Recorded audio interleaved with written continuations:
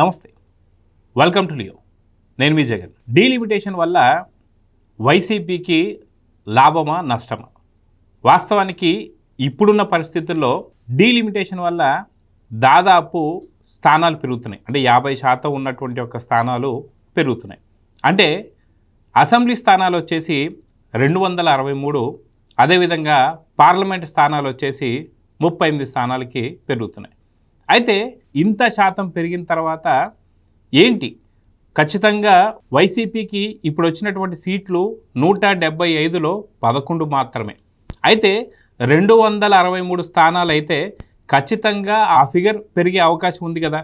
అదేవిధంగా పార్లమెంట్లో 38 స్థానాలు ఇప్పుడు పెరిగితే ఖచ్చితంగా వాళ్ళు పోటీ చేస్తే వైసీపీ వాళ్ళు 2029లో అప్పుడు వాళ్ళకి ఆ సీట్లు కూడా పెరిగే అవకాశం ఉంది కదా అని చెప్పి కొంత విశ్లేషణ అయితే జరుగుతుంది. అయితే వైసీపీ పెయిడ్ కొన్ని సర్వేలు ఏవైతే ఉన్నాయో అవి నిజంగా ఇప్పుడు వైసీపీకి చాలా అదృష్టం పట్టిందని చెప్పి, నిజంగా దేవుడు ఉన్నాడని చెప్పి, ఖచ్చితంగా డీలిమిటేషన్ ద్వారా పెరిగినటువంటి సీట్లలో జగన్మోహన్ రెడ్డి 263 స్థానాలలో ఖచ్చితంగా పోటీ చేస్తే అప్పటి మ్యాజిక్ ఫిగర్ అయినటువంటి ఒక 132 నుంచి 133 స్థానాలు ఖచ్చితంగా గెలుచుకుంటాడని, ఖచ్చితంగా జగన్మోహన్ రెడ్డి మళ్ళీ వస్తాడని చెప్పి తన సొంత సర్వేలు ఏవైతే ఉన్నాయో వాటితో చెప్పించుకుంటున్నాడు వైఎస్ జగన్మోహన్ రెడ్డి.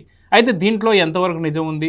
నిజంగా డీలిమిటేషన్ వల్ల వైసీపీకి లాభమా నష్టమా అని చెప్పేసి అంటే చాలామంది సీనియర్ జర్నలిస్టులు కావచ్చు, పొలిటీషియన్లు కావచ్చు, అనలిస్టులు కావచ్చు, వీరందరూ కూడా చెప్తుంది ఏంటి అంటే వాస్తవానికి 263 స్థానాలు ఏవైతే కొత్తగా 50% పెరిగాయో ఆ పెరిగినటువంటి సీట్లన్నీ కూడా ఏపీకి దాటి వెళ్ళినటువంటి ఒక, అంటే ఏపీ కాకుండా మరో ప్రాంతాల నుంచి వస్తున్నటువంటి ఒక స్థానాలు కాదు కదా. ఉన్నటువంటి ఒక 175 నియోజకవర్గాలలోనే ఈ యొక్క పెరిగినటువంటి 50% సీట్లు కూడా ఉన్నాయని చెప్పి చాలా స్పష్టంగా మనం అర్థం చేసుకోవచ్చు. అంటే 263 స్థానాలు కూడా 175 స్థానాల లోపల మాత్రమే.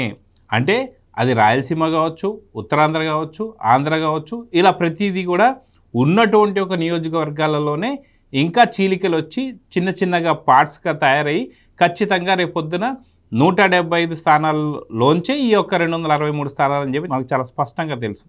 అదేవిధంగా పార్లమెంటు స్థానాలకు కూడా వచ్చేసరికి గతంలో ఉన్న వాటికన్నా సరే ఇప్పుడు కంప్లీట్గా 38 స్థానాలుగా మనం గుర్తించవచ్చు. ఈ యొక్క పార్లమెంటు స్థానాలు కూడా ఉన్నటువంటి యొక్క 175 నియోజకవర్గాలు కావచ్చు, లేదంటే మనకు పార్లమెంటు స్థానాలు ఏవైతున్నాయో ఆ స్థానాల్లోంచే కొంత మార్పులు చేర్పులు జరిగి అవి 38 స్థానాల కింద మారబోతున్నాయని మనం చెప్పుకోవచ్చు. అయితే ఇక్కడ జగన్మోహన్ రెడ్డికి ఎలా లాభం అవుతుంది? నిజంగా ఇది లాభమా నష్టం అంటే ఖచ్చితంగా ఇది వైసీపీకి భారీ నష్టాన్ని కలగజేస్తున్నాయని చెప్పేసి అనలిస్టులు కావచ్చు, పొలిటీషియన్స్ కావచ్చు, ప్రతి ఒక్కరు కూడా చెప్తున్నారు. ఎందుకు అంటే ఇప్పుడున్నటువంటి ఒక వైసీపీ సిచ్యువేషన్ ఏదైతే ఉందో 2019లో 175 స్థానాలకు గాను 151 స్థానాలు గెలుచుకున్నటువంటి ఒక వైసీపీ ఏదైతే ఉందో అది 2024లో 151 స్థానాల నుంచి భారీగా 11 స్థానాలకు పడిపోయింది. అంటే దాదాపు 140 స్థానాలు కోల్పోయిందని చెప్పుకోవచ్చు. అటువంటిది కూటమి ప్రభుత్వం దాదాపు 164 స్థానాలు గెలుచుకుందని చెప్పుకోవాలి 2024లో అని చెప్పుకోవాలి. అయితే 2029కి 263 స్థానాలు డీలిమిటేషన్ ద్వారా పెరిగితే ఆ పెరిగే స్థానాలు కూడా ఇప్పుడున్నటువంటి నియోజకవర్గాల నుంచి పెరుగుతున్నాయి. కాబట్టి ఎక్కడ కూడా ప్రజల మనసులో అటు కొత్తగా ఆలోచించడానికి కానీ కొత్తగా కోల్పోవడానికి కానీ ఏదీ లేదు. ఉన్నటువంటి ప్రజలే ఓట్లు వేసేవాళ్ళు. ఇటువంటి సమయంలో 2024 ఎన్నికలు అయిపోయిన తర్వాత జగన్మోహన్ రెడ్డి యొక్క మనస్తత్వం కావచ్చు, తను మాట్లాడే మాటలు కావచ్చు, తను ప్రజల పట్ల చూపించేటువంటి ఒక కన్సర్న్ కావచ్చు, ఇవన్నీ వాళ్ళు ఖచ్చితంగా గుర్తు చేసుకుంటారు.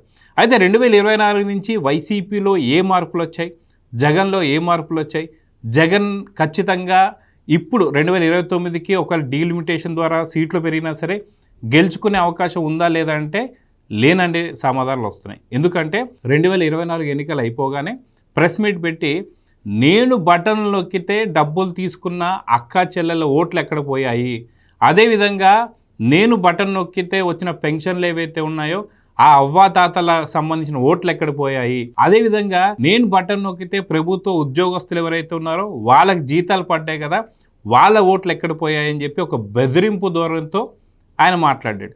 దాని తర్వాత తీసి పక్కన పెడితే అటు గంజాయి స్మగ్లర్లు కావచ్చు, మిగతా వారు కావచ్చు, లేదా బెట్టింగ్ రాయుళ్ళు కావచ్చు, వీళ్ళ ఇళ్ళకి పరామర్శకి వెళ్ళడంతో కంప్లీట్గా వైసీపీ డ్రాస్టిక్ చేంజెస్ అనేది కనిపించాయి. వాళ్ళ సొంత నేతలే ఇలాంటి పర్యటనలు వద్దు అని చెప్పినా సరే జగన్మోహన్ రెడ్డి వినకుండా వెళ్ళడం చూసాం. అది కాకుండా బ్యాలెట్ బాక్సులు బద్దలు కొట్టిన వాళ్ళ పరామర్శించారు, అమ్మనాబూతులు తిట్టిన వాళ్ళని పరామర్శించారు, ప్రకాశం బ్యారేజ్ని బోట్లతో గుద్దించేసి లక్షల్లో చంపాలనుకున్న వాళ్ళని పరామర్శించారు. అది కాకుండా అటు చంద్రబాబు నాయుడు గారిని కావచ్చు, పవన్ కళ్యాణ్ గారిని కావచ్చు, లోకేష్ గారిని కావచ్చు, వీరి ముగ్గురిని కూడా బూతులు తిట్టిస్తూనే ఉన్నారు. ఇవన్నీ తీసి పక్కన పెడితే సొంత క్యాడర్ ఏదైతే ఉందో, సొంత జగన్మోహన్ రెడ్డి మనసు అనుకున్నటువంటి ఎవరైతే ఉన్నారో, ఆత్మ అనుకునే వాళ్ళు ఎవరైతే ఉన్నారో, విజయసాయిరెడ్డి గారు పారిపోయారు. అదేవిధంగా సొంత తల్లి చెల్లి పక్కకి వెళ్ళిపోయారు. అదేవిధంగా చూసుకుంటే లిక్కర్ స్కామ్ బయటకు వచ్చింది, కల్తీ నెయ్యి స్కామ్ బయటకు వచ్చింది, మైనింగ్ కావచ్చు, శాండ్ కావచ్చు, ప్రతిదీ కూడా ఇప్పుడు అన్ని స్కాములు 2019-24 దాకా చేసినవి ఏవైతే ఉన్నాయో అక్రమాలన్నీ కూడా ఇప్పుడు బయటపడ్డాయి. అందరూ కూడా దాదాపు వైసీపీలో ఉండే వాళ్ళందరూ కూడా చాలా పెద్ద పెద్ద తలకాయలు అరెస్ట్ అవ్వడం కూడా మనం చూస్తూ వస్తున్నాం. అయితే ఇంత డ్రాస్టిక్ చేంజెస్ వచ్చిన తర్వాత ఇప్పటికీ కూడా జగన్మోహన్ రెడ్డి రప్ప అనడం, లేదా రక్తంతో హోలీ ఆడడం అని చెప్పేసి అనడం, లేదా అన్న నువ్వు 2029లో రావాలి, మనం ఖచ్చితంగా నీ విధ్వంసాన్ని చూడాలని చెప్పేసి కోరుకుంటున్నటువంటి ఒక సైకో ఫ్యాన్స్కి సంబంధించి కూడా చూస్తూ ఉన్నారు. అదేవిధంగా రాష్ట్రానికి అభివృద్ధి చెందకుండా వస్తున్నటువంటి కంపెనీలు రానియకుండా రాస్తున్న లేఖలు చూస్తున్నాం. అదేవిధంగా వస్తున్నటువంటి యొక్క అభివృద్ధి కార్యక్రమాలు ఏవైతే ఉన్నాయో ఇవన్నీ చూడలేక ఎక్కడికక్కడ భారీ అగ్ని ప్రమాదాలకి కారకులవుతున్నారు, అవి చూస్తున్నాం. ఏదైతే కంప్లీట్గా ఇప్పుడు తల్లి రాసిన లెటర్ కావచ్చు, చెల్లి బయటకు వచ్చి దమ్ముందా నీకు అని చెప్పి జగన్ అడిగేటువంటి సందర్భం కావచ్చు, ఇవన్నీ చూస్తే ఖచ్చితంగా జగన్మోహన్ రెడ్డి గారికి ఎన్ని సీట్లు అంటే 263 సీట్లు, 175 నుంచి 263 సీట్లు ఏవైతే ఇప్పుడు పూర్తిగా పెరిగాయో ఆ సీట్లు కూడా కాకుండా ఒక 500 సీట్లు పెరిగినా సరే జగన్మోహన్ రెడ్డికి అదే 11 నుంచి ఇంకా తక్కువ వచ్చే స్థానాలు అయితే ఉన్నాయని చెప్పేసి అయితే అంటున్నారు. అది కాక జగన్మోహన్ రెడ్డిలో ఎటువంటి మార్పు రాకపోవడం, వారి యొక్క కార్యకర్తల్లో కూడా ఎటువంటి మార్పు రాకపోవడం, దాదాపు 39.9% అని చెప్పేసి అనుకున్న ఓటర్ శాతం కూడా కంప్లీట్గా డిజాస్టర్ అయిపోయి ఇప్పుడు దాదాపు అది కూడా ఒక 15-16% పడిపోవడం, ఇవన్నీ చూస్తుంటే డీలిమిటేషన్ ద్వారా జగన్మోహన్ రెడ్డికి భారీ గండమే ఏర్పడిందని చెప్పుకోవాలి. వాస్తవానికి 175 నియోజకవర్గాలే ఉండుంటే కూటమి ప్రభుత్వంలో అటు టీడీపీ కావచ్చు, జనసేన కావచ్చు, బీజేపీ కావచ్చు, ఈ 3 పార్టీలు ఉన్నాయి కాబట్టి ఆ పార్టీలలో ఆ స్థానాలలో ఎవరికైనా సరే సీట్లు రాకపోతే కొద్దో గొప్ప వైసీపీ వైపు, కాంగ్రెస్ వైపు చూసే అవకాశాలు ఉంటాయి. కానీ ఈసారి కూటమికి చాలా పెద్ద వరంలా తయారైంది. ఎందుకంటే 175 స్థానాలు కాకుండా 263 స్థానాలు అయ్యేసరికి కొత్తగా జనసేన వాళ్ళకి కోరుకున్నంత సీట్లు ఇవ్వచ్చు, అదేవిధంగా బీజేపీకి కోరుకున్నంత సీట్లు ఇవ్వచ్చు, అదేవిధంగా టీడీపీకి కోరుకున్న సీట్లు ఇవ్వచ్చు. ఎవరైతే ఆశావాహులు ఎవరైతే ఉంటారో వారందరికీ కూడా పూర్తిగా పరిపుష్టిగా పంచపక్ష పరమాణాలతో వడ్డించేటువంటి ఒక విస్తరలాగా కూటమి ప్రభుత్వానికి చాలా చక్కటైనటువంటి యొక్క ఇప్పుడు సీట్లు దొరకబోతున్నాయి. ఇంక ఇలాంటి టైంలో వైసీపీ వైపు చూసేది ఎవరు? అక్కడ కూడా వైసీపీలో కూడా ఎవరైతే మొదటి నుంచి కూడా జగన్మోహన్ రెడ్డి గారిని వ్యతిరేకించే వాళ్ళు కావచ్చు, చాలా సౌమ్యంగా ఉండేవాళ్ళు కావచ్చు, వాళ్ళు కూడా కూటమి వైపు చూస్తున్నటువంటి ఒక అవకాశాలు మనకు చాలా చక్కగా అనిపిస్తున్నాయి. సో అటు పార్టీలో గతంలో 2019-24 దాకా ఉన్నప్పుడు చేసిన అక్రమాలు, అవినీతులు ఇవన్నీ బయటపడుతున్నాయి, అదేవిధంగా స్కాములు బయటపడుతున్నాయి, అదేవిధంగా తల్లి చెల్లి వీళ్ళందరూ కూడా లేఖలు రాస్తూ బయటకు వచ్చేస్తున్నారు. గతంలోనే మనం చూసుకుంటే జగన్మోహన్ రెడ్డి ఆత్మ దూరం అయిపోయింది. అదేవిధంగా సొంత బంధువులైనటువంటి బాలినేని శ్రీనివాస్ గారు కూడా జనసేనలో జాయిన్ అయ్యారు. అదే కాకుండా మనం చూసుకుంటే రానున్నటువంటి ఒక కాలంలో కూడా ఇంకా కీలకమైన వ్యక్తులు ఎవరైతే ఉంటారో వైసీపీలో సౌమ్యులుగా ఉన్న వాళ్ళందరూ కూడా కూటమి వైపే చూడబోతున్నారు. లేదా ఇక్కడ కూడా కాకపోతే మరీ దారుణంగా వైసీపీలో ఉండడం కన్నా కాంగ్రెస్లో ఉండడం మేలని చెప్పి ఆలోచిస్తున్నారు. సో డీలిమిటేషన్ ద్వారా మనకి జర్నలిస్టులు కావచ్చు, అనలిస్టులు కావచ్చు, పొలిటీషియన్స్ కావచ్చు, వాళ్ళ వివరణ ద్వారా చెప్తుంది ఏంటి అంటే ఈ డీలిమిటేషన్ అంటే పెరిగినటువంటి ఒక సీట్లు ఏవైతే ఉంటాయో అది జగన్ పాలిట శాపం కింద మారాయని, ఖచ్చితంగా రానున్న కాలంలో కూటమిలో చాలా స్పేస్ చాలా ఎక్కువ ఉంది.